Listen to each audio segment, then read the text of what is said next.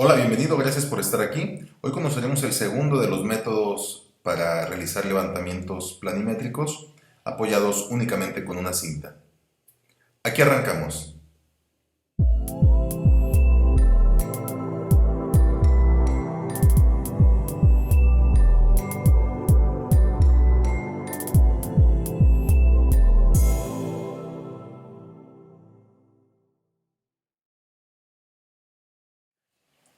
El método de las radiaciones de esta manera nos ayudará a resolver otro tipo de situaciones, siempre y cuando tengamos la posibilidad de establecer un punto central del cual alcancemos a observar todos los vértices del predio. Por lo tanto, solucionará problemas donde la cinta no alcanza a hacer diagonales tan largas o solucionará problemas inclusive de autocontrol. ¿A qué me refiero? El método de las radiaciones sí tiene digamos, un criterio de control que puede detectar errores, a diferencia del método de las triangulaciones. Y el método de las radiaciones consistirá en colocar un punto central del cual haremos radiaciones, es decir, vamos a medir distancias desde ese centro a todas las esquinas, y eso junto al mismo perímetro nos forma una cantidad de triángulos tantas como lados existen en el polígono. Por ejemplo, en este establecemos este centro y a partir de ahí, desde ese origen, el punto cero, lanzamos radiaciones a todas las esquinas del terreno. Entonces, el triángulo 1, por ejemplo, está integrado por AB, B0 o 0B y 0A. Son los tres lados. Es medianamente automatizable, eso es interesante. Y el mecanismo de construcción, aparte del criterio de elaboración, no tiene mayor diferencia, salvo en el criterio de ajuste de autocontrol que les mencionaba. Pero esto, la elaboración del croquis, sigue los mismos cuatro pasos. Y después haremos otra hoja donde registraremos las distancias, aunque las podríamos poner aquí, como ya mencioné en el método de las triangulaciones. Sí podríamos escribir aquí, a veces eso satura la imagen o el croquis, lo satura de información, pero lo podemos poner ahí también. En este caso vamos a poner todo el perímetro. Aquí me excedí porque le puse un lado E que no existe, debería ser de A, y del 0 a cada uno de los puntos. Posteriormente haremos igual una tabla de cálculos, pero aquí es donde está el mecanismo de control, porque nosotros vamos a medir estos lados y gracias a eso vamos a ser capaces de calcular, ya que conozcamos los tres lados, podemos calcular los tres ángulos, pero el que nos interesa es este de en medio. Me explico por qué. Porque la suma de estos cuatro ángulos debe ser 360 grados. Ese es un mecanismo que nos permite detectar a veces algunos errores y nos obligará a realizar algunos ajustes. La suma de esos cuatro ángulos que se van a formar en este caso no debe ser mayor a la raíz del número de triángulos. Es decir, cuando mucho el error que exista será de 2 grados, la raíz de 4. Por lo tanto, nuestra suma debe de estar entre entre el intervalo de 258 a 262 grados. Ese es el error que podemos aceptar en esta medición, porque es ajustable y se reparte de forma proporcional. Eso es lo que vamos a hacer en esta parte de la tabla, y me voy a traer nuevamente la tabla de OpenOffice para hacer esa parte.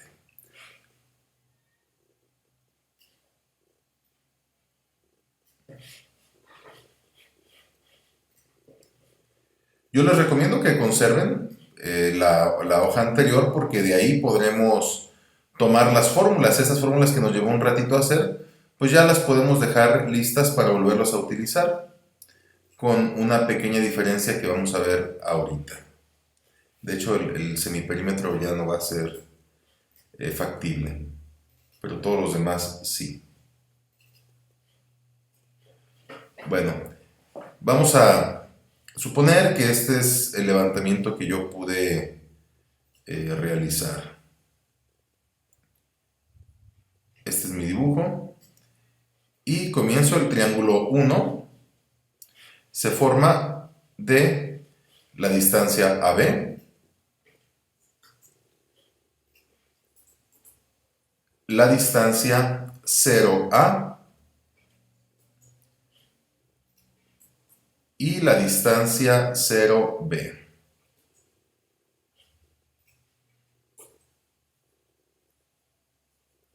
Aquí vamos a hacer lo siguiente. Si yo lo arrastro, en realidad me va a dar, después de ser AB, sigue BC. Es justo el que necesito. Por eso les decía que este método tiene esa bondad, que es automatizable. También lo arrastro y me va dando la que yo necesito.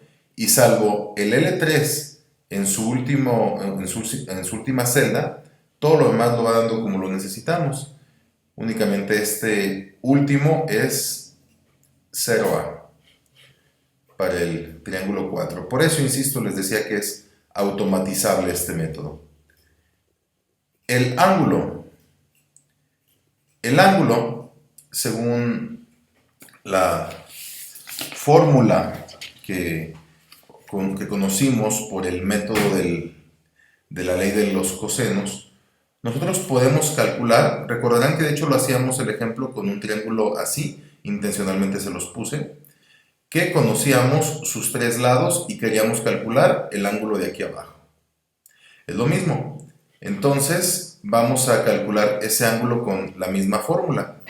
Esa fórmula nos indicaba que era el arco coseno. En Excel lo vamos a invocar con la función acos. Y abro paréntesis. Y nuevamente abro paréntesis porque recordarán que dentro de esa fórmula había... A ver si se alcanza a ver, lo que pasa es que está al revés. Pero vamos a hacer ahorita, ya pusimos arco coseno, ustedes lo van a ver al revés, el paréntesis para todo el numerador y luego el denominador, que en realidad aquí lo escribí incompleto, es 2bc. Si no, pues ahorita lo anotamos por aquí. Entonces, vamos a hacer el arco coseno de el lado B, que es elevado al cuadrado, más el lado C, que es elevado al cuadrado, menos el lado A, también elevado al cuadrado, y cierro paréntesis.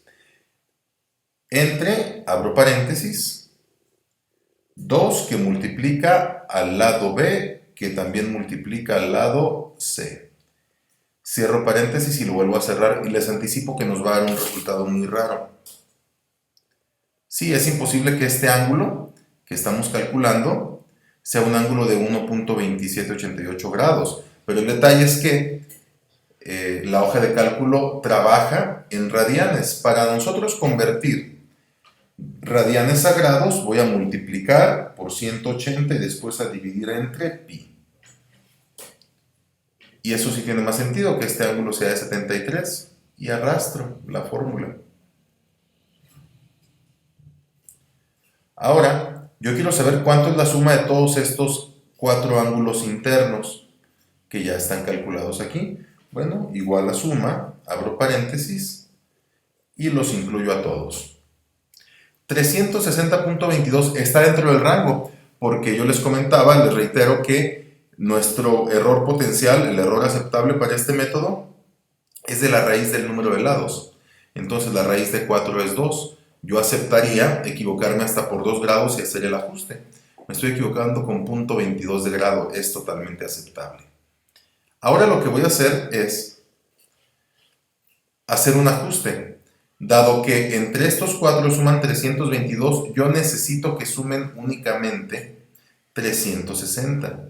Y eso lo voy a hacer multiplicando este número por 360 y dividiéndolo entre esta celda. Y de una vez le voy a poner el signo de pesos para que no se salga de la fila. Es decir, E pesos 6. Le doy Enter. Me hizo un pequeñito ajuste y lo arrastro. Ahora sí, es más, les voy a enseñar algo que tienen la mayoría de las hojas de cálculo. Si selecciono varias celdas, aquí abajo me muestra suma o conteos o algunos datos. Y efectivamente, la suma de estos cuatro es 360. Ya hice un pequeño ajuste, haciendo los más pequeños esos ángulos, para que ahora sí me sumen 360 grados. Y lo que prosigue es calcular el valor ajustado del lado de arriba. Y ese, recordarán que es con una fórmula que incluye la raíz. Igual raíz, abro paréntesis, b cuadrada, es decir, este lado, elevado al cuadrado, más c cuadrada, este lado elevado al cuadrado, menos 2 que multiplica a b, que multiplica a c, y que multiplica al coseno del ángulo que acabo de calcular. Y yo, si en este momento cerrara el paréntesis, la función coseno se la va a calcular a un ángulo que está expresado en grados. Y Excel, o en este caso OpenOffice Calc, trabajan con radianes. Voy a hacer lo contrario.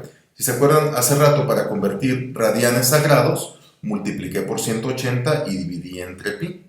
Ahora va a ser al revés. Voy a multiplicar esa celda, la F2, por el valor de pi, por pi. No lo necesito escribir, Excel ya sabe cuánto vale pi. Nada más lo invoco con pi paréntesis de apertura y cierre, por pi, y eso entre 180. Cierro el paréntesis de la función coseno y cierro el paréntesis de la función raíz. Y ahí está. Me hizo un pequeñito ajuste de 6 milímetros y me traigo esto para abajo. Así que entonces vamos a tener que borrar o no utilizar estas dos columnas aún. No la conservamos en base a lo que calculamos en la vez pasada. El semiperímetro será igual, y voy a tener que abrir paréntesis porque después voy a dividir entre 2. Abro paréntesis y pongo el valor de L1, pero ya ajustado, L1', más L2 más L3. Es decir, la celda G2, C2 y D2. Cierro paréntesis y divido entre 2 porque ese es el principio del semiperímetro, que es la mitad del perímetro. Y arrastro. Y la diferencia entre el semiperímetro y el L1, pero ya ajustado. Y me lo traigo para abajo. Ahora sí, esta es la superficie de este predio que estábamos analizando en este ejemplo de clase.